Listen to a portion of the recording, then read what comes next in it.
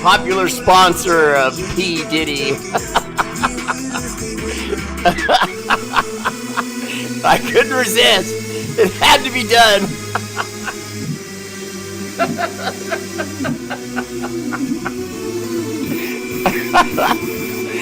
Oh, it's that time again for the best damn opening, woo, in Facebook Live history. And look out, YouTube, cause I'm coming. I'm Raiders!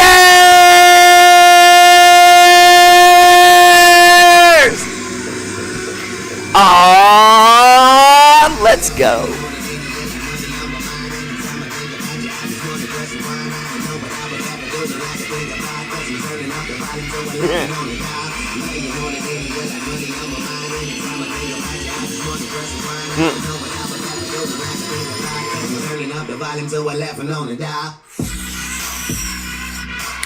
Often imitated, never duplicated, nah-uh. That fool with no hair that shouts like Ric Flair. Woo! The Raider Bear!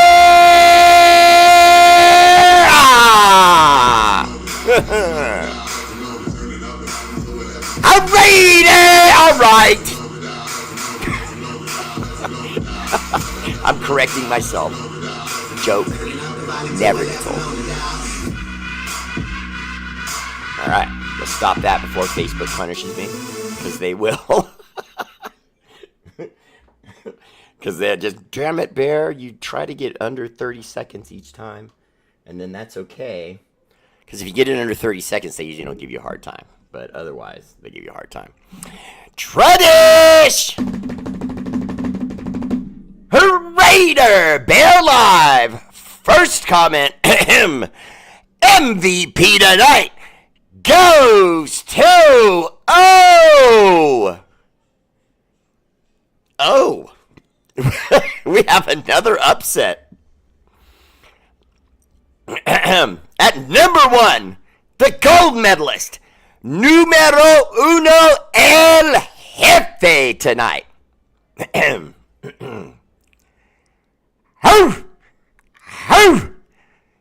S.A. Big Dog.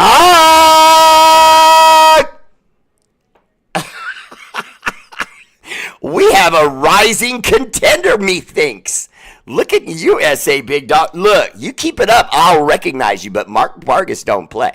So you've been cute these last couple times, okay? That's how Mark Vargas sees you, okay? He's a veteran, okay? That's cute, that plucky little upstart over there. Burk, burk. That's how Mark Vargas sees you, that 5 emoji making son of a gun. Speaking of which, the silver medalist, Mark Vargas. Mark, can you believe this guy? I mean,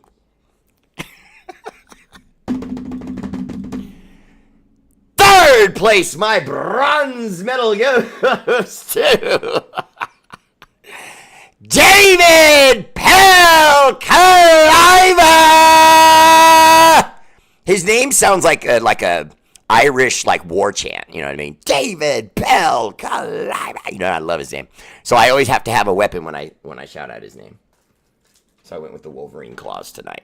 Went with the big Wolverine claws. What's up, DPC? Welcome to the show. Always there for Raider Bear. Mount Rushmore, as it were. And tonight, on Facebook, first place, the champion of the world, recognized worldwide, on site. Oh yeah, I used to see it when he travels now. They see it, they know him just on site. Carlos Boykins. Carlos, man, this has begun to become a regular thing. And you know, I don't know what happened with Lucky Pace. He's just fallen off the earth. Oh, yikes! That's him over in the corner watching. I love you, Lucky. You know that. Second place, my silver medal goes to Steven Shaw. Always there for Raider Bear. Appreciate you, brother. And Mrs. Shaw. Hi, Mrs. Shaw. She doesn't have to do anything. You have to spend coins on here and buy stuff for me. But Mrs. Shaw, no, she's good with the Raider Bear and Raider Bear family page. Third place, my bronze medal goes to Marvin Suarez. Marvin, you already know. Suarez. I love that. I love that, man. You got to have your family like in the front room one day when you win a medal. You know what I mean? Your grandma'd probably be so proud, get a little tear in her eye. This guy really loves the Suarezes. I do. Honorable mention to my guy, Joe Holman. What's up, Big Joe? Welcome to the show. And Jim Garrison. What's up, Big Jim? And, of course, Lucky Pace, who's, kind of slumming right now in the background, letting this whole thing, he's getting himself back in shape. You know what I mean? He's like Bones Jones. He's a few pounds overweight, had an accident recently, a little DUI. None of that is true, people. Don't ask him. None of that's true. Tony Carpenter Evans. Hi, love. Welcome to the show. Lady on deck. Let's see here. Oh, and look, and Steven Shaw. And everyone, would you, if you could, consider a subscription to Raider Bear Family Page. Now, on Facebook, it's $5 a month, but you can cancel that at any time, but you won't want to because we give a lot of great content. We do special shows just for the supporters, although I will admit openly I have been missing my supporter shows. I apologize for that. We did one last week. We're going to get back on it, I swear. I know I've said that, but I've let life get in the way, but we're getting back to that. And more importantly, on YouTube, you can subscribe. It's totally free. Just hit the subscribe button. If you would, click the bell and the like, so it'll help me with the algorithm, and I can get the Raider voice and the Raider vision out there. Thank you very much in advance. Darren Patterson, what's up? Welcome to the show. Jason R. Morales, what's up? Welcome to the show. Marcus Atchison. Marcus, I expect good comments from you tonight. I'm just letting you know, no pressure, but I expect good comments out of you. And Raider Moore, he's another one I get good comments from. Now, I get good comments from Tim, not so much his wife, Peggy. She's a little confused about where the family is. See, Tim is a Raider fan, and I'm sure the babies are Raider fans. So, Peggy, come on. You tried to go to the dark side, but then they mixed in some yellow, and you got confused. No, it's okay. Come on over, Peggy. Love you guys. Hope you're doing good tonight. Chris Strong, what's up? Welcome to the show. Michael Guerrero, always there for Raider Bear in 2028. He's voting for me. I know I got one vote, at least. Shane Street, that's my guy right there. He lives like I do. Loves his wife, loves his kids, and makes his whole life about them. That's my guy right there. I put him in my professional group of awesome dads.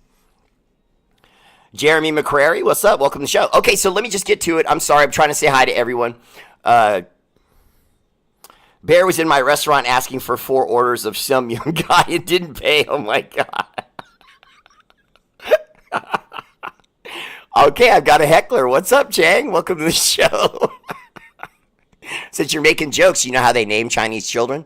They take silverware and they throw them down the stairs, and when they go ping, jing, ding, dong, bow, that's how they decide. I mean, as long as we're ripping each other, and you can't get mad at that. That joke guy goes back to the 80s, dude. That joke is so old. It's very racist, but it's so old. But, hey, don't take shots at me. I don't take shots back. Hi, Mrs. Shaw. She's a sweetie. Carlos Magada, what's up, brother? Welcome to the show. Benny Arriaga there. What's up, Benny? Anthony A says, sup, Bear? Do you have any information on if they're going to sign Colton Miller? Anthony, I don't really have information, but what I think they're doing is they're trying to wait until they've got all their I's dotted and T's crossed. An old business statement that just basically is a fancy way of saying he's a veteran. They know what he wants. They know what the curtain is. They know what they'll have to pay him in order to keep him. So there's really nothing to negotiate. They're really, this idea that we get in our mind that they're sitting in some conference room going back and forth with a dollar figure, that's not really realistic. The way the players are, their pay is structured so much now that there's categories that they fit in, where they get certain bonuses and so on. And so most of the time, when you got a guy like Colton Miller who's made it to Pro Bowls, he's shown himself to be a leader on the line, that's a reason to pay him more. It's another reason to pay him more. Okay, then how many years he has in? He's a veteran, so there's minimums and so on, and they have to talk about that. But they're probably just asking him to hold tight, let us work on these other things, and then we'll get to it. Bob Standard, what's up, brother? Welcome to the show, because I can't imagine they wouldn't pay him. They probably won't give him exactly what he wants, but I can't imagine that he wants to leave either. Even if he could maximize his money somewhere else, it's still not going to be colossally more. You know what I mean? So whatever the Raiders offer, it's probably going to be a good enough offer that whether another team offered him more or not, he ain't interested. You're welcome, Shane Street. Meant every word. Tandamoku, what's up? Welcome to the show. Okay, let's see. This is Peggy. I'll never be a Raider fan, but I have to nominate but hubby as an awesome dad. Right on, Peggy. See, Peggy, now, because you saved it there at the end, I can't mess with you. That was very nice of you to say. Let's see. Jeff Foster Jr. Yo! Terry McLaurin is unhappy with his contract in Washington with the Commanders. That's correct. Let's go get that dude. Raiders can pay him. Jeff Foster, I actually do have him on my card of things to discuss. I was going to kind of try to save it until the end, but no need. I can switch back on other topics I need to talk to you guys about. So let's do it. So McLaurin, I'm not sure exactly how they pronounce his name. I think it's McLaurin. Really nice, tall wide receiver. And although we have some wide receiver depth now, it's rookie wide receiver depth and rehashed wide receivers from other teams. So we really don't have depth. You know what I mean? We have guys, but it's not really depth. They're not guys you want to trust to be your 2, 3, and 4 if you can avoid it. So with us having Jacoby Meyer as our one and a solid one, we could technically make a move for this Terry McLaurin because he's not happy with what's going on with the Commanders. And I don't understand what the Commanders are doing. You've got a number one guy. You know you're getting close to really building something. You've got a good quarterback now. He's a rookie. He's just coming into fruition. And you're going to take his number one weapon maybe away from him because you don't want to pay the guy? I don't understand that. To me, quarterback is where you question. Excuse me. I'm sorry, I got the hiccups. Whether you pay that money or not. You know what I mean? But at the same time, you have to have weapons for Jaden Daniels. You can't have Jaden Daniels sitting back there with just guys. And we feel the same way. And so we're trying to make that move for him, but I doubt they're going to make that move. I doubt very seriously they make that move. Hi, Kim Calhoun. Welcome to the show, love. Devin Johnson, yeah, that joke was racist. Funny, but racist. Well, it's the reason I only made one. He came on my show. He's giving me the business. I gave it back. Is Colton Miller 100% healthy this year? No, Joe. But he is expected to be ready for the season. So, in other words, he's pretty close. I think he's just, tender, maybe a little tight. Some of this, I think, might be just getting his cardio back up to NFL speed.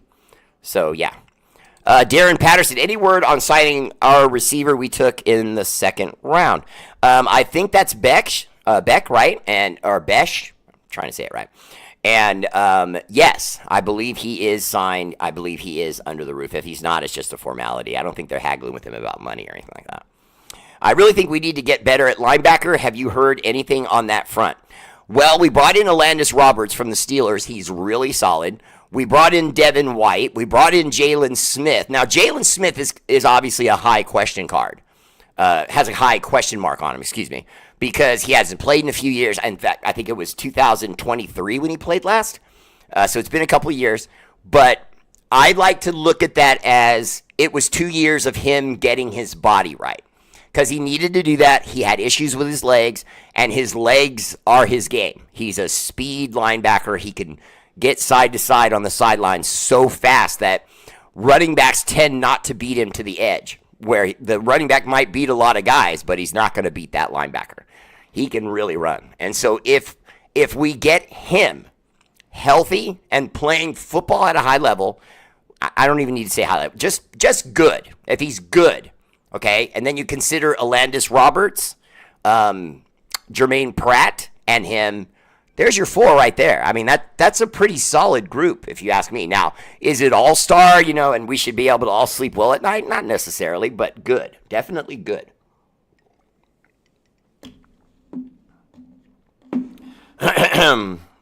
Start Terry. Dude wins contested catches better than anyone in the league. No argument there. Raider Moore, what's up, man? I was going to mention that fact on Scary Terry, and do you think Spytek would make a deal with him being on his final year on his rookie contract? I do think Spytek would do that. I do think Spytek is going to make a move. I just don't know what it's going to be. I don't want to presume to act like as a host I know exactly what's going to happen with everything. I get research, and there are times where I will gamble and I'll say, okay, look, guys, I feel so strongly about this, I'm just going to say it's going to happen. And in this instance, I'm not willing to do that. I can't pick Scary Terry and say that's going to happen. I don't necessarily think it's going to happen. Let me go back to why for a second. The Raiders, I mentioned to you on my last show, are really taking advantage of AI. They're doing everything they can to maximize themselves in AI. So there was an AI 7-team trade created by AI that had the Raiders making this move.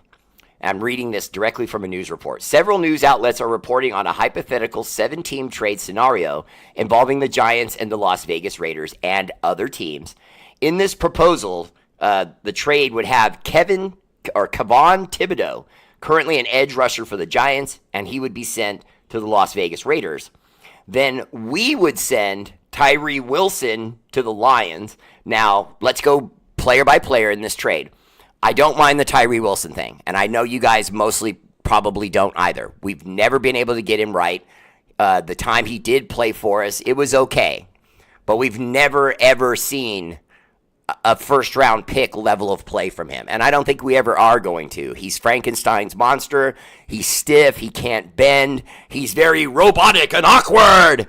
And so he like that. He has great strength and everything, but he does not have finesse. He does not have spin moves. He does not have bend.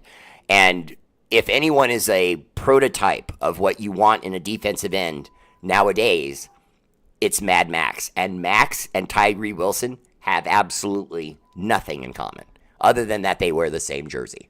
But they do not play line the same way. And I mean, like, in every way. Max is flexible, Tyree isn't. Max has bend, Tyree doesn't. Spin, on, no, you know what I mean? So I don't have to go up the whole list, but you get what I'm saying. So that's why the Thibodeau, trying to get him from the Giants, to me, that's brilliant. Now, the reason I'm telling you this is also, let me keep going. The Lions get edge Tyree Wilson. The Cowboys, who would be one of the other 7 teams, nose tackle DJ Reader. The Vikings get corner Juju Brents and a 2026 7th-round pick from the Colts, who are also in the deal, obviously. The Giants get wide receiver Romeo Doubs and a 2026 5th-round pick from the Vikings. The Colts, this is where we get kicked in, 2026, a 6th-round pick from the Raiders. So we're really only losing Tyree Wilson thus far and a 6th-round pick in next year's draft to the Raiders. Big deal. Especially if you consider we can actually get that back with other moves, and if we end up in the apron again, we could get a compensatory pick, blah, blah, blah, blah, blah. The Packers get, it keeps going. The Packers get cornerback Trayvon Diggs, and ultimately the Raiders, last one, get edge Kevon Thibodeau. Now, personally, you get Kevon Thibodeau, you bookend him with Max Crosby, you know what you're going to get. You know what you're going to get. Even if Thibodeau has an average year, he's going to get pressures. He's going to get, he's going to throw quarterbacks off their spot and probably drive them into the middle or toward Max. And I love the idea of it. Although Thibodeau would be an upgrade at the edge rusher position, especially with questions surrounding the return of Malcolm Kuntz after an ACL tear, Thibodeau, the former number 5 overall pick in 2022, so not old, had 11.5 sacks in 2023. This potential trade would also allow the Giants to build around their defensive core of Abdul Carter and Brian Burns. So see, I love this for us. I love that. I love that trade. I hope it goes through. I'm skeptical because it takes so many teams, but everyone's getting someone. I mean, the way you look at the trade, it seems nice. The Lions are getting a project in Tyree Wilson who could develop. The Cowboys are getting a new nose tackle. They were terrible stopping the run last year, so they need that. The Vikings get Juju Brents and a 7th-round pick from the Colts. The Giants get a wide receiver. The Colts get a pick from us. The Packers get Trayvon Diggs, who's obviously a very good corner that was with Dallas, and they're giving up on him. And then the Raiders get Kayvon Thibodeau. I love it. Love everything about it. Wilkins is looking like he's going to be added to the list of veterans that came and disrespected the Shield. Hope I'm wrong. No, Jeff Foster. Wilkins is gone. And whether it's about what he says or what he does on social media, I don't know. What I do know is that he has the worst kind of foot problem. He has a Jones fracture. A Jones fracture, just like if this were the bottom of my foot, okay, and this is my big toe, okay? He's over here on his pinky toe, and the toe right next to it. The bone that runs underneath that, it goes all the way back to your ankle, and he broke it from length tip to top. And it's the worst. It's just the worst thing you can do, because whenever you're running and you stop, you plant and you put that pressure on that outside edge of your foot. And so I think he's over.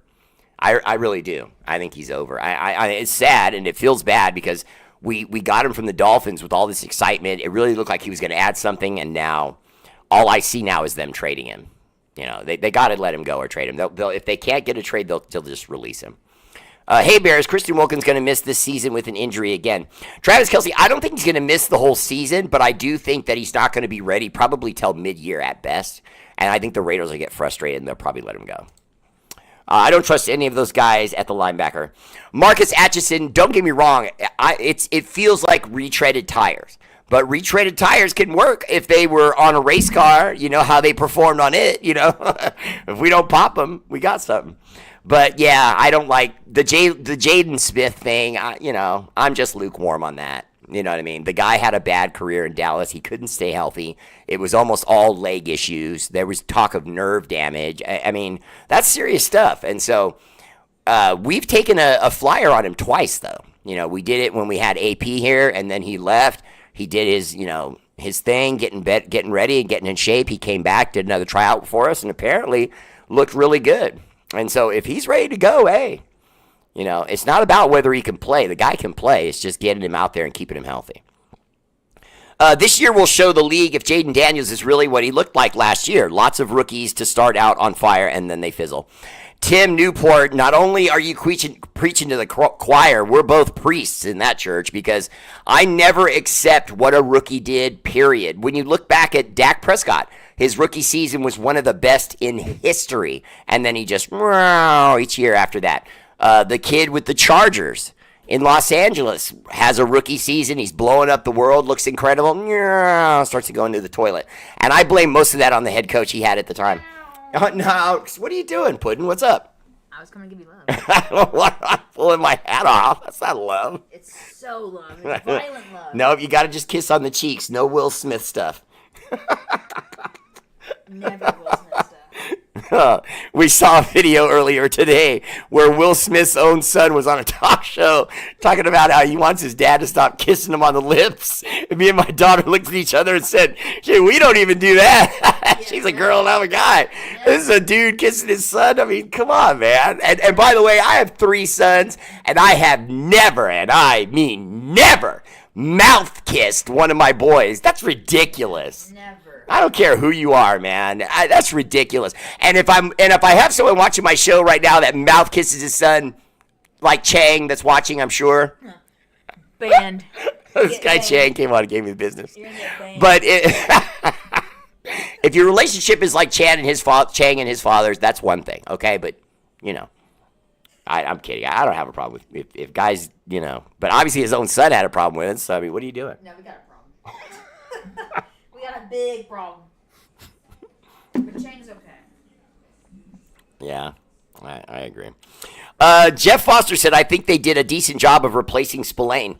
I think Alandis Roberts and Devin White can equal what he was doing, but we can't poo-poo what Spillane was doing. I mean, he really was. I mean, he was bringing it, man. He was bringing it. I think the only reason why he didn't get, like, all-star votes was because just not enough people knew about him, because he's not the kind of guy that beats on his chest and says, yeah, I'm the best, and wears gold chains and drives a Ferrari. You know what I mean? He's kind of a normal guy. You know what I mean? And that was another thing I liked about him. But, you know, it is what it is. He left. I liked him a lot too, Devin Johnson, I'll be honest with you. But I don't mind, though, a Landon Roberts. And I think even Peggy, who's watching the show, would tell you a Landon Roberts can ball. I guy can play, man. And you can see there's highlights of him on YouTube blasting our guys when he was with Pittsburgh, you know, stuffing the Raiders at the line. So he can play. Are you surprised that we didn't go after any defensive back since we have been so weak there? Darren, great question. Welcome to the show. And by the way, your profile pic is incredible, bro. Beautiful family. I would say this. They're going to make another move at defensive back. The idea of Stephon Diggs, it's not that. It's not Diggs. Stephon, I can't remember his name. You guys know who I'm talking about. The defensive back that played for the Patriots for a while. He's played for a few teams. He played for the Carolina Panthers and so on. And so he's got some tread on the tires. You know what I mean? He's not a young man, but he's in his mid-30s. I think it's 34. But had a good year last year, has lost some speed, but he is one of those defensive backs that was so good when he was in his prime that he's learned how to compensate for some of the things he's lost, like, you know, front-end speed and so on, and route recognition and so on. Denton Rhodes, what's up, brother? Welcome to the show. Whoops, what was that about? Sorry, my screen went black there for a second. I don't want anything that the Giants have. Devin, Thibodeau's not a sure thing, but I think he's better than our guy. I do think he would be better. I just think he would be an upgrade from Malcolm Koonce. I was listening to this when your show started. Yeah, there's a lot going around. Like the Terry McLaughlin thing, too. That's kind of getting some heat. So what that told me is, guys, get excited because the Raiders are talking to everybody. I mean, they are looking. Now, I like Eric Stokes. I like the move to bring in Eric Stokes. He's a big body. I like Jacorian Bennett and the fact that he got so much better from his rookie season and the mistakes he was making, the route recognition mistakes, getting burned for, you know, long throws, etc. You saw a lot less of that. I mean, like, cut more than in half how many times that happened to him in his second season. So even though we may have still seen some growing pains with Jacorian Bennett, nothing like his first year. So on a scale of 1 to 10, how bad he was in his rookie season, I would have said somewhere around a 6 or a 7. And then now coming back his following year, he looked on a scale of 1 to 10 as far as impressive, I would say a 6, a 7, as far as how much he turned it around. Now, with that being said, and still being so young and in the same defense, you didn't have to leave the team, and you've got now Pete Carroll coming in, who you guys have heard me say many, many times. He might be one of the best defensive backs coaches, specifically defensive backs knowledge. He might be one of the best ever. Pete Carroll, you could argue, one of the best ever at just getting defensive backs on pace. Because when he was in Seattle and he built the Legion of Doom, and obviously he had a lot to do with that, but the people that knew that situation would tell you his big contribution was in the defensive backfield, not the linebackers and not the defensive line. That was all handled in another way by his other coaches. So Max is from Detroit. Jeff Foster, I'm not sure about that. I met his mom. We were at a party, and she told me he went to high school in Texas. In fact, it wasn't far from where we were at. We were in Texas at a Raider event, and she came by. And by the way, his mom is as cool as he is by a lot. You can tell where Max Crosby, why he's such a great guy. His mom and dad are just, I met them both, and I don't know, I think it's a stepdad, but it doesn't matter. He was a great guy, super friendly, funny, you know, self-deprecating, just a great guy, and I can't say enough about Vera Crosby. She was just incredible. What do you think about the beginning of the schedule? We got to head all the way to the East Coast against the Patriots, then home Monday night against the Chargers, then week 3 all the way back to the East Coast for the Commanders. Doesn't seem fair, 2 East Coast trips in the first 3 weeks.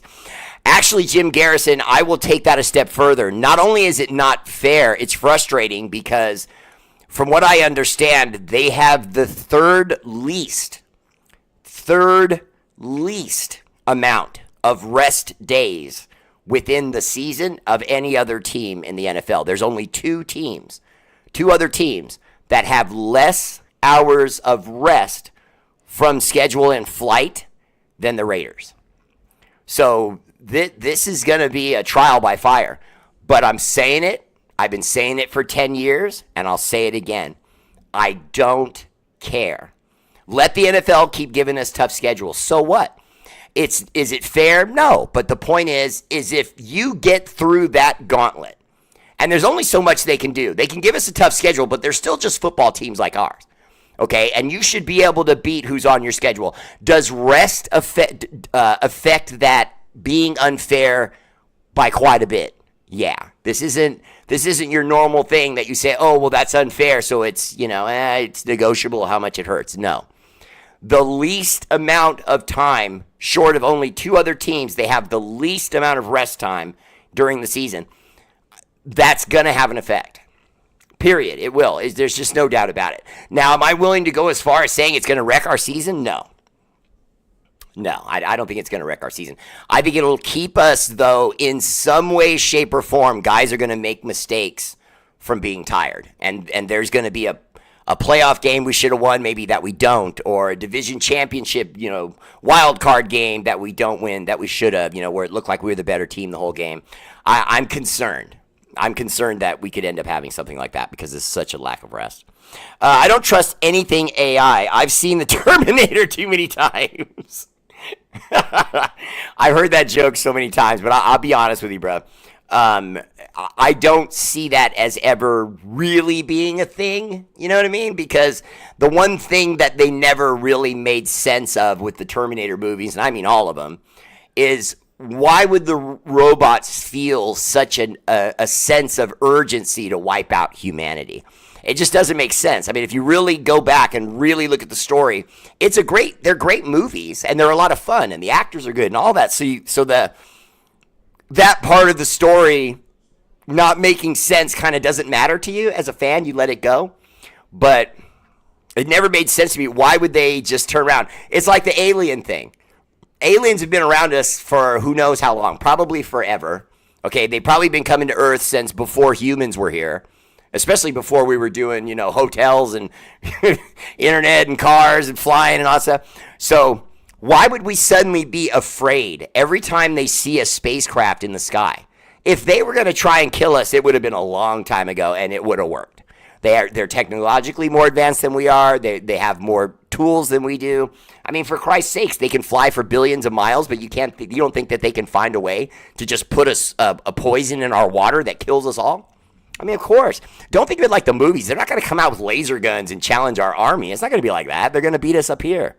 You know what I mean? They'll kill our water supply, kill all our livestock, destroy the bees, and we're finished. Bees pollinate for us. We eat the fish, and we eat meat. You take all that out of there, you got a lot of vegans that might survive it, but that's about it.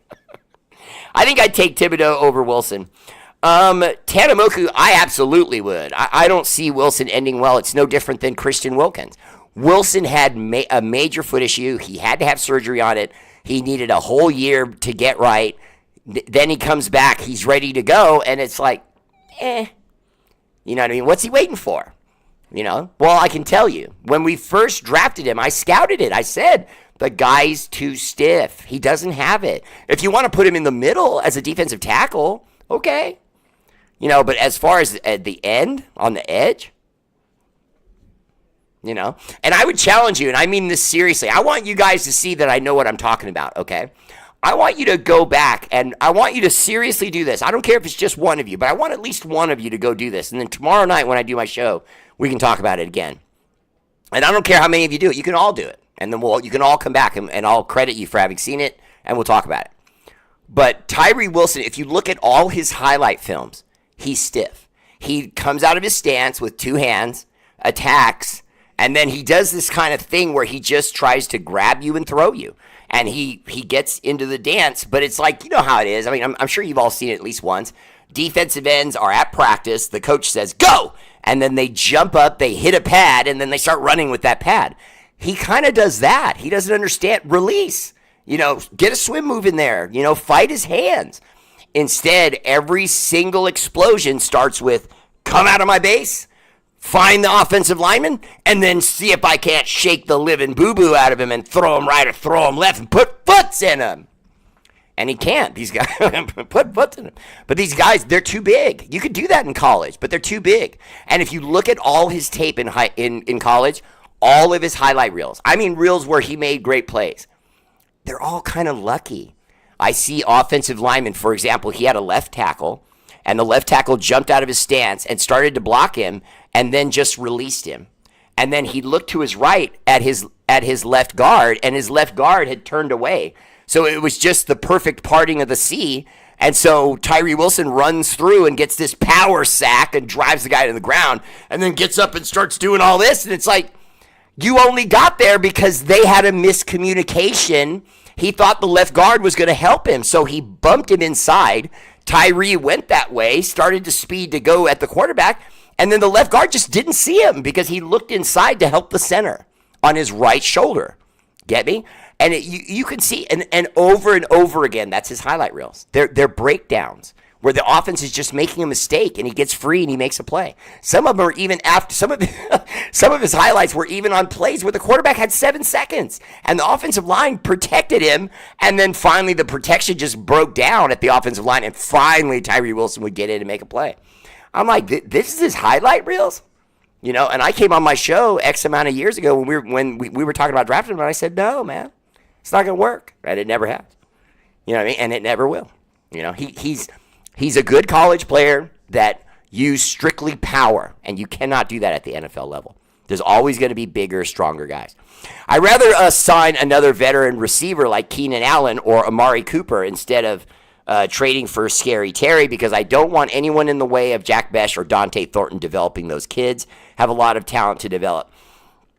Marcus Atchison, but they don't have to do it all at once. So I really don't have a problem with them bringing in a veteran guy, moving Jacoby Meyer to 2, and then you just feast on Brock Bowers, Michael Mayer, Thornton, Besh.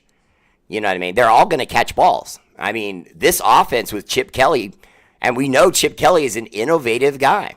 But what's going to happen, though, and I think you're going to like this, don't forget about Ashton Jeanty. We talk about the new defensive players, Jeremy Chin, and it's exciting. We talk about the offensive line and the bump-ups and how good DJ Glaze has looked in camp, and it looks like we're going to be able to protect Geno Smith, so everyone's excited. But, dude, don't lose Ashton Jeanty in this. That little fire plug can run.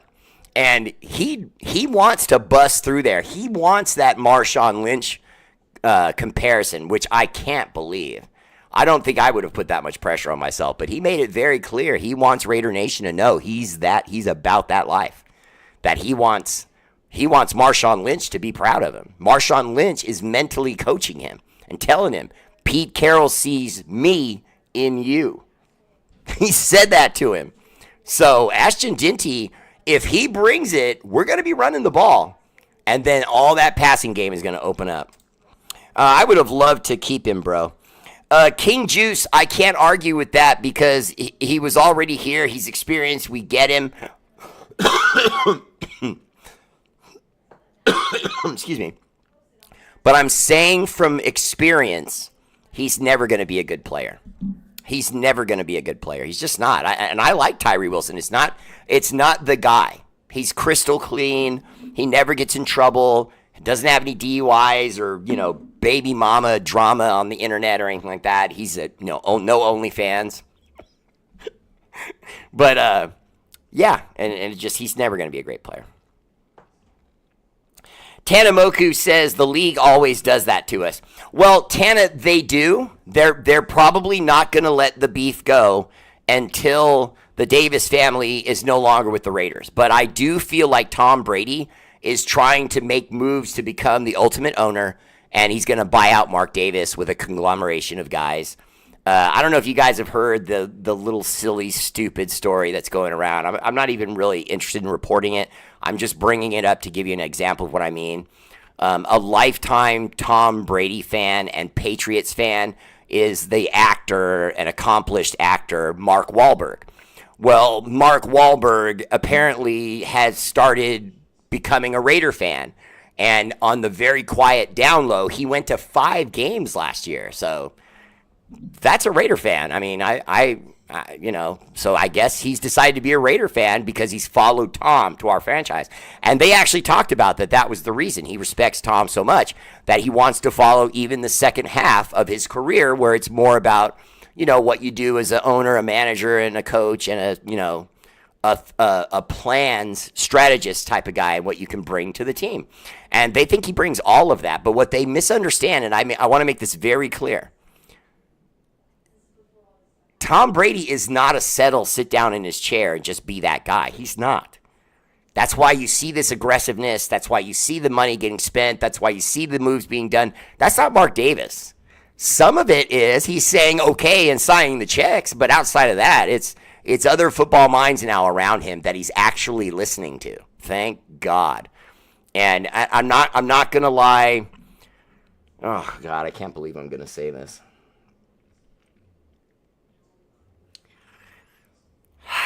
It feels terrible to have the human cheating Ken doll in your franchise as a minority owner, even as a minority owner. But if he becomes the principal owner, that's just going to suck. You know what I mean? And he'll do the exact same thing, just FYI. And you probably won't hear this on other shows because a lot of shows don't even know about this. But Mark Davis can sell the Raiders, but still keep a certain amount of grandfathered control of the Raiders. So even if, for example, Tom Brady had more stock and owned more stock, actual ownership of the Raiders than Mark Davis does, it doesn't matter. It doesn't matter. As long as Mark Davis still wants his shares and still wants to be a part of the Raiders, the NFL will protect him. Which is weird as F when you think about it, because they hate his guts for moving the Raiders to Vegas. They hate his dad, but they're honoring that. I don't know. But to me, Tanamoku, tough schedules make tough teams. What do you think our record's going to be? Richard Silva, I'm a little skeptical only because I'm concerned about whether or not we're going to be able to get the secondary right. So I could feel us losing 3 games that we really probably should have won. Now, remember, whatever we do, it's going to be better than last year because we're not going to win 4 games. I feel like Pete Carroll as a coach, just with his mind, Chip Kelly, just with his mind and the innovative offense they're going to bring us, I feel like they're going to be accountable for at least 4 wins between the two of them. Their minds and their adjustments in game will cause us to win some close games that we might have lost had we not had that coaching. So I would say we get 4 wins automatically just because those 2 guys. Now you add Ashton Genty's ability to run an aggressive passing game that's now going to have Meyer, Besh, Thornton, and so on and so on. And we're going to add people. I see double-digit wins, but conservatively 10 wins. But only because of the division we're in. Otherwise, I would say 11 to 12 because I feel like Pete Carroll brings that sort of cachet. We can't just say like we normally would, let's be careful with the predictions because you never know because this could happen, this could happen. Sometimes when you bring in a guy, a head coach who's just proven, you can sit down on that and say, you know what, we're going to be better. That guy, we're going to be better.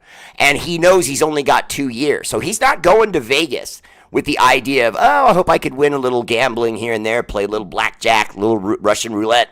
No, he's going in and he's going for the kill. He's trying to get rich day one because he knows he's only got 2 years for this. And trust me when I say this. Pete Carroll does not want to be out of football. He doesn't. You've seen the energy. I don't have to keep talking about it. You guys have seen the OTA videos. The guy is loved by the team. He's out there with them before they're out on the field.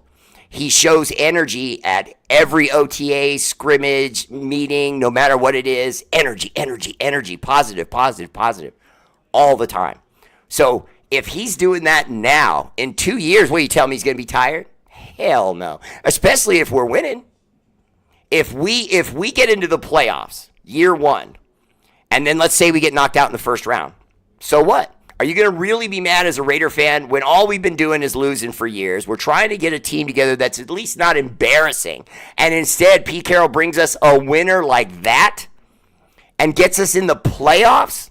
Playoffs? Playoffs? So if we get in, I don't care if we win a Super Bowl or if we go out 1, 2, 3, whatever. It's year one, and he's going to be doing it with rookies taking on a lot of responsibility. I mean, Ashton Genty's a baby. Dante's a baby. Thornton's a baby. Jack Best is a baby. You know what I mean? Michael Myers still trying to figure out his own head. And as good as Brock Bowers is, it wasn't a rookie fluke. But there's going to be people who may think that if defenses throughout the league say, hey, you know what? We're going to key in on this tight end and play the run and make the Raiders beat us with other stuff. And if they do that, it's going to be difficult because we're going to be depending on a lot of guys that, aren't going to be necessarily thinking of, hey, I'm going to carry the team. Fair point, but Terry is just a great, humble dude. They could learn from him. Jeff Foster, I don't have a problem with that pick. I don't have a problem with that. And in fact, when we were talking about getting DK Metcalf, I don't know how many of you saw my show and remember that, but I didn't like it. And I'm not saying that because DK Metcalf went to the Steelers, because I know Peggy knows what's going on with DK Metcalf already in Steeler land. He's fighting with players. He's disagreeing with coaching staff. He's having issues with the offense. I mean, it's not good. And that would have been us. You know what I mean? Because it's not like suddenly he's going to come to us and our organization is in so much better position than the Steelers are. The Steelers have an old ownership that's only had like 3 coaches ever, 4. I think, something like that. Ever. Think about that. You're talking about like 80 years of football. They've only had like a handful of coaches. So the Pittsburgh Steelers are respected. Whether you like them or not, or you're a fan of theirs or not, they're respected. The organization, the way they've done things, the amount of good players they brought in, they're right there with us as far as our history as Super Bowl winning champions and legacies in the NFL. And if he did that for them, he was going to do it for us. No doubt about it. Wilkins is going to be back by week 6.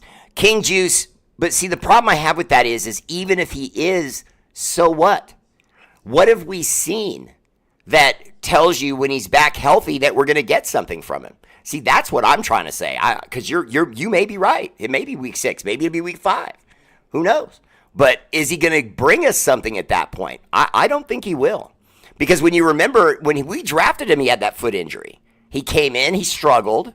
Okay, then his following year, his foot was right, still struggled, and now he's coming off another thing.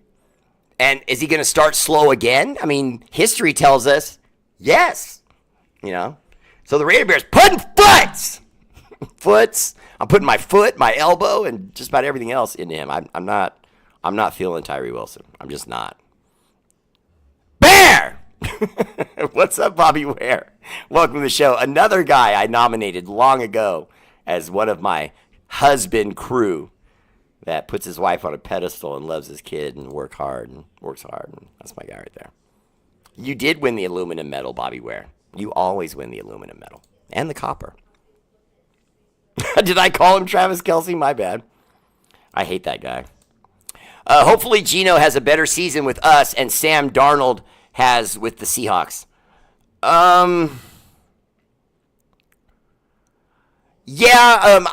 Personally, I think Geno's going to be okay because if we had gotten Geno Smith without Pete Carroll, I would be super concerned. I'm being honest. I would be super concerned. And you haven't heard me say that about Geno once. And the reason why I'm not saying it is Pete Carroll. I think Pete Carroll and his bridge to Chip Kelly and the two of them sort of massaging Geno to be like, hey, you're going to make mistakes. It's a complicated offense. Just work with us. We'll work with you. And the environment is conducive. You know what I mean? A lot of teams are in the NBA, but the Warriors are one of the few that every single player that goes to that team immediately looks around and goes, this is one of the best franchises I've ever been at. They take care of their players. They don't charge us for petty things like sodas and Gatorades in the locker room. The owner walks through the locker room before every game and gives everybody a hug and a high five and shows them love and smiles. You know what I mean? They love their players and they do the best they can to make sure that they're happy with anything that they can do. And you saw that just recently. Jimmy Butler went to the Warriors. He said on camera, this is the best organization I've ever been with. And he's been with like 4 or 5. And he immediately said, this is the best organization I've ever been with. And that was before we went on this like 18-game winning streak and only losing 2 games with him. And so With Sam Darnold, I don't think he's going to feel that with Seattle. People are looking at him, waiting for him to fail. They feel like what happened in Minnesota was a fluke, and we're going to find out if it was or wasn't. One guy I'm waiting to hear about is Tonka Hemingway. Come training camp, received the highest athleticism score by NFL Next Gen Stats at the NFL Scouting Combine. You and me both, Raider Moore. I really love Tonka Hemingway. As far as the big lineman that we picked up defensively, he's probably the guy I'm the most excited about. Steven Shaw! Tanamoku, thank you. It is Stephon Gilmore. And Stephon Gilmore, although he's a little bit long in the tooth now, I would be absolutely interested in that.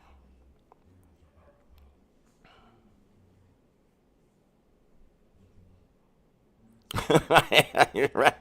What's up, Humble? Aliens, X-Raiders content. Aliens can wipe out if they want to, yeah? Welcome to the show, Commander Bell. I can answer your Terminator question once you teach computers how to think what is the biggest threat to the planet. We are just like a virus kills its host. People are killing the planet. I think machines will see that as inevitability of the growth of technology. I don't think they'll see that as a reason to destroy us. I really don't. Not that it isn't a good reason. It is, but, you know. Hi, Vicky Ginn. What's up, Jesse Parker? My fashion designer. Sorry, I've been so behind on the comments. Darnold had better weapons in Minnesota than he will in Seattle. Well, Tana, not only is that true, but, I mean, he's going to have a different offensive line. He's going to have a different center. He's going to have a different offensive coordinator. I mean, there's so many things that could get in Sam Darnold's way and, like, not work and derail that project that I'm not willing to say that what he did with Minnesota he would carry over. No way. Marcus Atchison says 9 to 10 wins. That's kind of where I am too, Marcus, but I almost want to go beyond that just because I feel like Pete's going to bring a little luck with in-game strategy, halftime, you know, that kind of thing. I think he's going to bring us a couple wins. I really do. In other words, if he's good for 3 wins, if we get a lucky bounce, I think those 3 wins could turn into 5.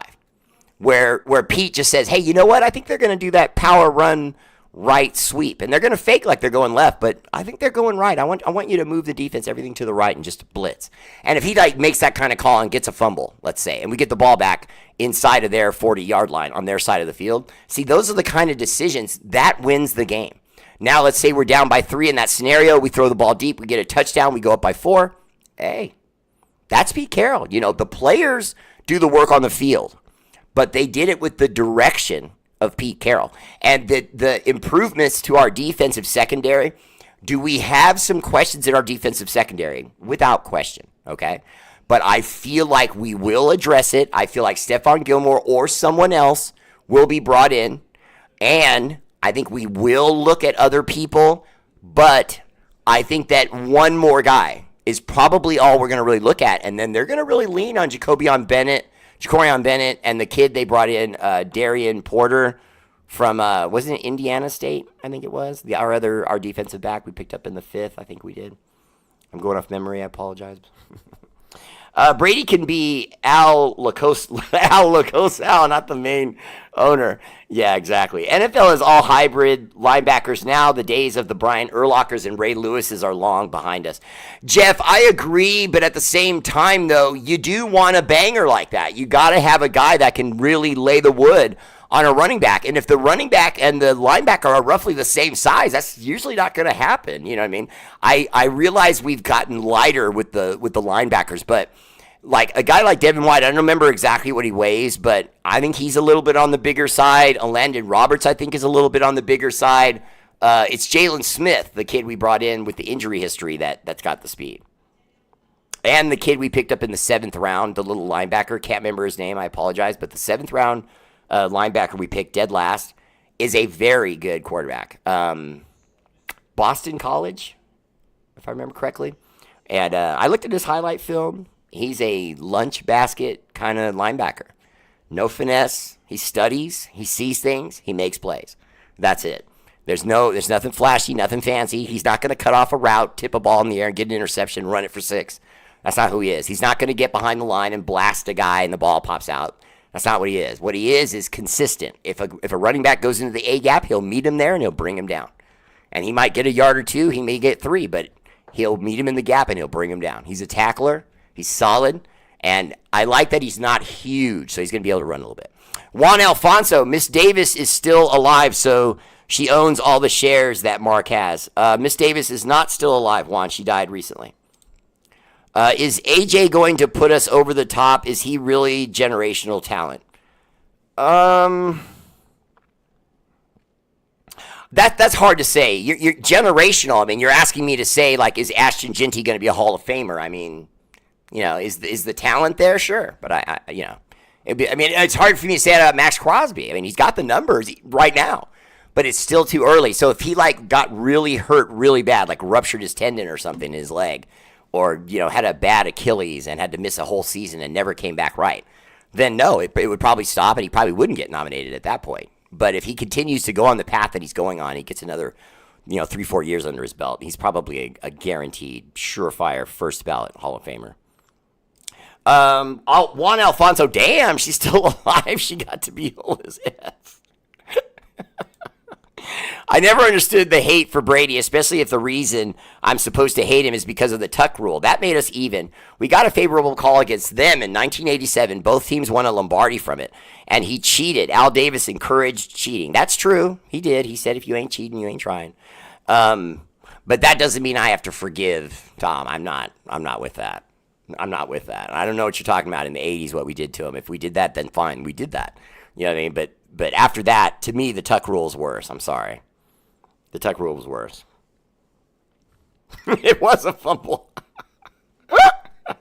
The Raiders are holding an open practice at Allegiant Stadium on August the 2nd at 1 p.m. Tickets are $5 on the app.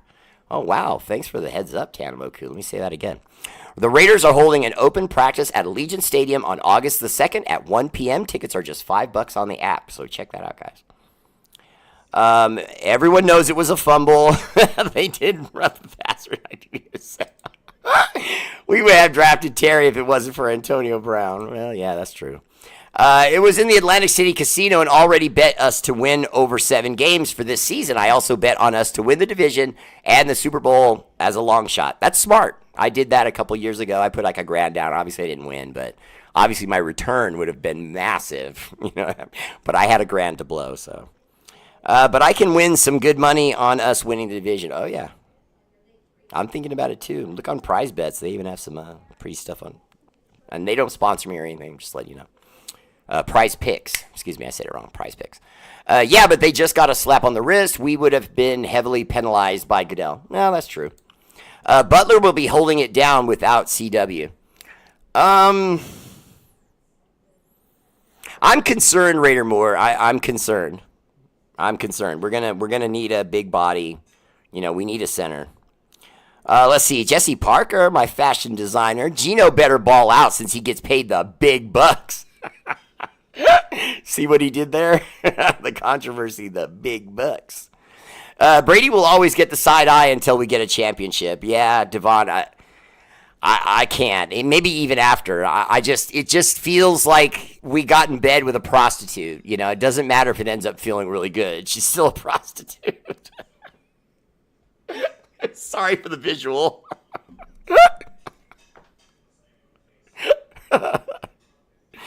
Oh, if Brady helps facilitate a championship, I might reconsider my feelings toward him. Oh, that's good on you, D.